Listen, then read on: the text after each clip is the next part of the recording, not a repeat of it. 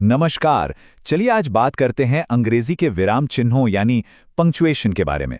लेकिन इन्हें सिर्फ नियमों की तरह नहीं, बल्कि एक आर्किटेक्ट के औजारों की तरह देखते हैं। सोचिए, ये वो टूल्स हैं जो हमारे लिखे हुए शब्दों को मजबूत, साफ और असरदार बनाते हैं। तो तैयार हो जाइए, इस विषय में गहराई से उतरते हैं।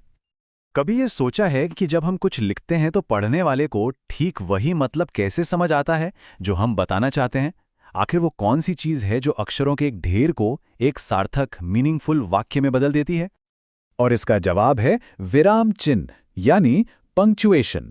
असल में यही वो ब्लूप्रिंट है जो हमारे लिखे हुए को सही, साफ और सबसे जरूरी सार्थक बनाता है।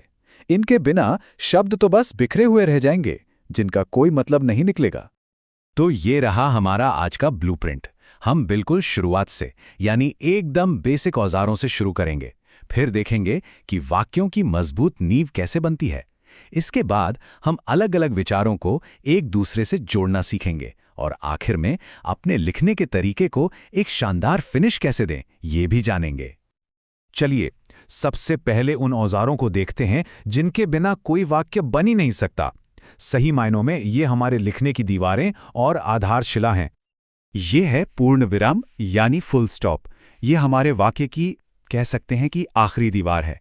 जब कोई बात पूरी हो जाती है तो हम इसका इस्तेमाल करते हैं, जैसे शी लिव्स इन दिल्ली, बात खत्म, फुल स्टॉप।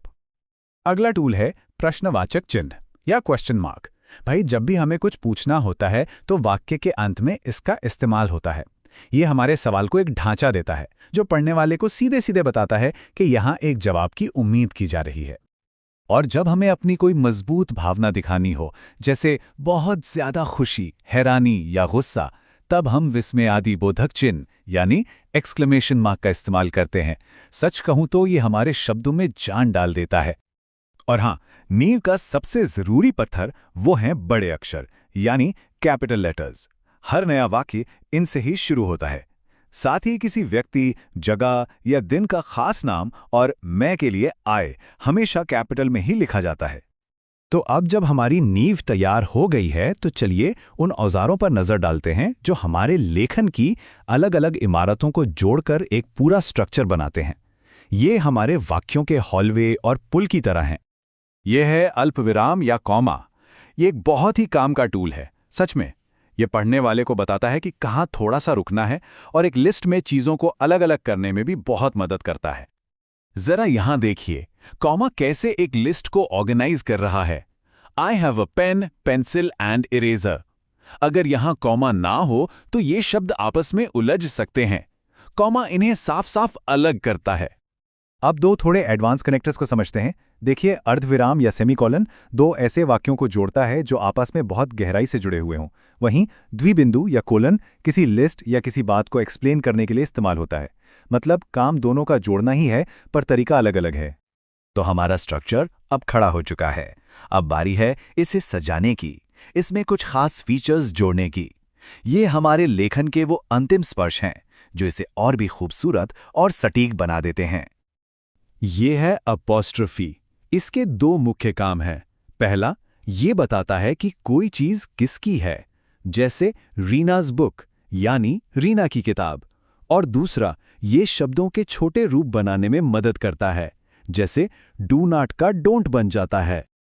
उद्धरण चिन्ह या कोटेशन मार्क्स तब इस्तेमाल होते हैं जब हम किसी की कही हुई बात को हूबहू बिल्कुल वैसे का वैसा ही लिखना चाहते हैं। ये उन शब्दों के चारों ओर एक फ्रेम की तरह काम करते हैं। अच्छा, अब ये दोनों देखने में एक जैसे लगते हैं, पर इनका काम बिल्कुल अलग है। योजक चिन्ह यानी हाइफन दो शब्दों को एक साथ जोड़कर एक बना देता है, जैसे पार्ट टाइम। जबकि डैश वाक्य के बीच में जोड़ देकर कोई एक्स्ट्रा जानकारी डालने के काम आता है। कोष्ठक यानी ब्रैकेट्स का इस्तेमाल हम तब करते हैं जब हमें वाक्य में कोई ऐसी अतिरिक्त जानकारी देनी हो जो बहुत जरूरी न हो।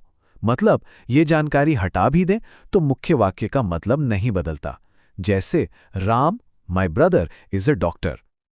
और आखिर में है त्रिबिंदु या एलिप्सिस। इसका इस्तेमाल तब होता है जब कोई बात अधूरी छोड़ दी गई हो या फिर सोचने का भाव दिखाना हो। ये एक तरह का सस्पेंस बनाता है, जैसे आई वॉज थिंकिंग।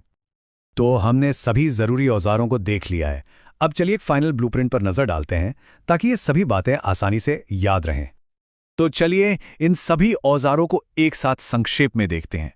पूर्वविराम एक बात खत्म करने के लिए, प्रश्नवाचक चिन्ह सवाल पूछने के लिए, विस्मयादि बोधक चिन्ह एक मजबूत भावना दिखाने के लिए, अल्प विराम ठहराव या लिस्ट बनाने के लिए, और अपॉस्ट्रफी ये बताने के लिए कि कोई चीज किसकी है या शब्दों का छोटा रूप बनाने के लिए। ये 5 हमारे सबसे जरूरी औजार हैं। तो अब जब ये सारे आर्किटेक्चरल टूल्स हमारे पास हैं, तो सवाल ये है कि इनसे पहला स्पष्ट और शक्तिशाली वाक्य कौन सा बनाया जाएगा? क्योंकि अब हर कोई अपनी भाषा का एक आर्किटेक्ट बन सकता है।